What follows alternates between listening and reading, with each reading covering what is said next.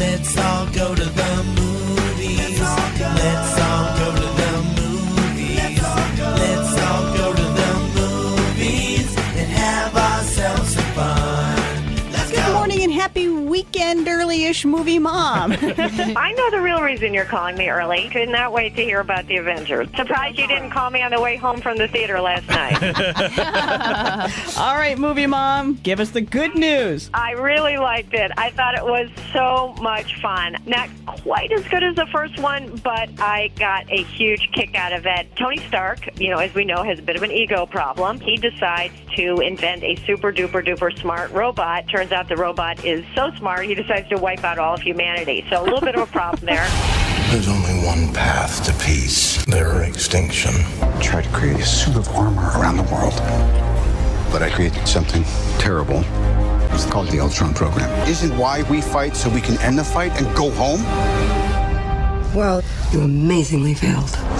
And I love James Spader as Ultron, the super bright computer robot, because I can't help it. I keep thinking of James Spader in Pretty in Pink and how he's got that kind of bored, arrogant tone to his voice, which is great for this robot Ultron. The action scenes, of course, are great. The interaction between all of the Avengers is wonderful. There are two new characters who have special powers, as they explain in the movie. They're twins, and as they explain in the movie, he's super fast, she's just weird.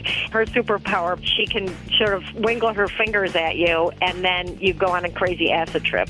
She messes with your mind. She's played by Elizabeth Olsen, the younger sister of the Olsen twins, and she's great. My favorite moment in the movie, I just have to tell you, is when Hawkeye says, I'm on a floating city, I'm fighting off robots with arrows. It doesn't make any sense, but I'm just going to go with it. And that's pretty much the theme of the film. And we find out some very interesting backstory on him. Couple of kind of middle school type crude jokes in this, but I would say, hey, middle schoolers, go ahead and go, have a blast. You do not need to stay all the way to the end of the credits. You just need to stay a couple of minutes into the credits, and then you will see who the bad guy will be in the next Avenger. Oh. It's really super duper fun. In fact, I might go see it again this weekend because the IMAX theater here has installed a new laser projector. Okay, now there is another movie out this week. Wow. And it's a British costume drama for you Downton Abbey Masterpiece Theater fans. But this one is really a lot of fun, too, with Carey Mulligan in Far From the Madding Crowd. It's about a young woman, very headstrong, very independent, very modern, even for today, who gets proposals from 3 different men and about what happens. There's a little bit of tossing around in the sheets there. It's